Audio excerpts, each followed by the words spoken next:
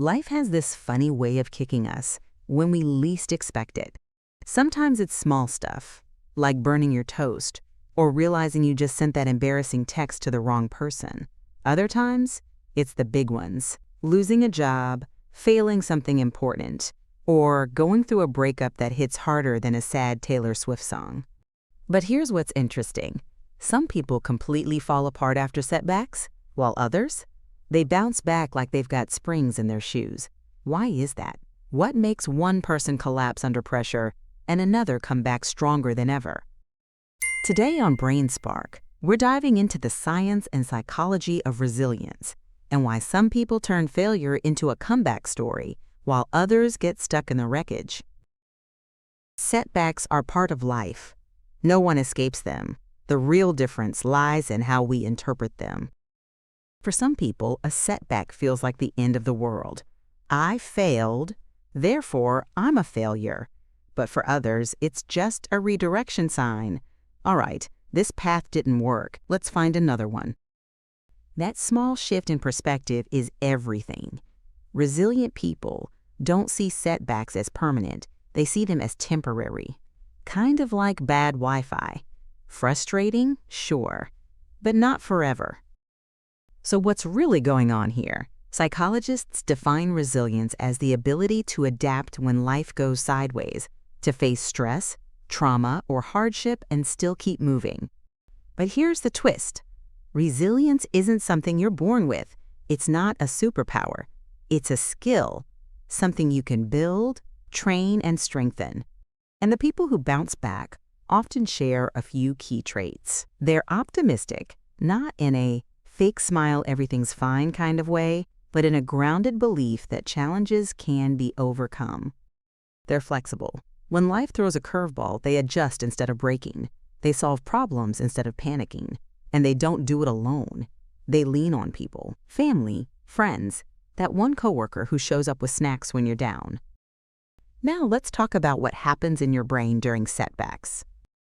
When life hits you hard, your brain flips into survival mode. Cortisol spikes, and your fight or flight system lights up. Some people get stuck in that state, overwhelmed, frozen, unable to move. But resilient people, they manage that stress differently. It's like they've got emotional brakes. They can slow down their panic before it spins out of control. Neuroscience actually shows that things like mindfulness, gratitude, and even simple exercise can rewire the brain to handle stress better. So yeah, that one friend who won't stop talking about meditation, turns out they might be onto something. Now, not everyone bounces back easily, and that's okay. But let's understand why. Some people hold a fixed mindset, believing their abilities are set in stone. When they fail, they think it defines them forever. Others isolate themselves, trying to carry the entire weight alone. Then there's the negative self-talk, that cruel little voice that whispers, "You're not good enough." And sometimes, people just avoid the problem, hoping it'll magically disappear. Spoiler, it doesn't. All of this creates a perfect storm that makes resilience harder to build. So what makes resilient people different? It's not luck, it's how they think. They find meaning in struggle. They ask, what can I learn from this, instead of why me? They have grit, that mix of passion and perseverance that keeps them going even when everything sucks. And they keep perspective. One bad day doesn't mean a bad life. One failure doesn't mean the story's over. Think of resilience like a rubber band. Some people snap when stretched too far, but the resilient ones, they stretch, wobble, shake a little, and then they bounce right back. Here's the good news. Resilience isn't fixed. You can build it, one step at a time. Start by reframing your setbacks. Instead of saying, "I failed," say, "I learned something." Show yourself compassion, the kind you'd show a friend. Build connections. Surround yourself with people who lift you up.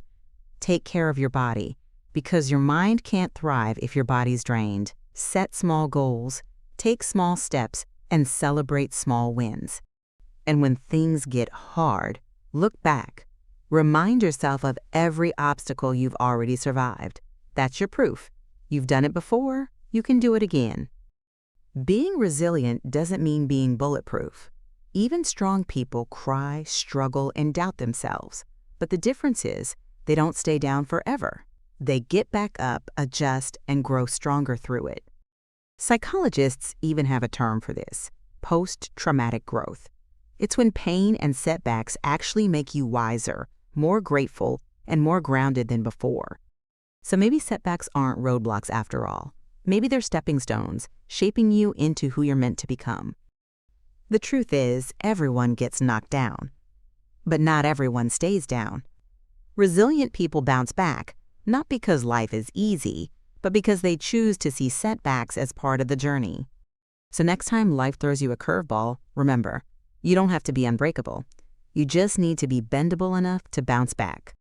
And hey, speaking of bouncing back, go ahead and bounce that finger onto the subscribe button, because Brain Spark? Yeah, we're not going anywhere.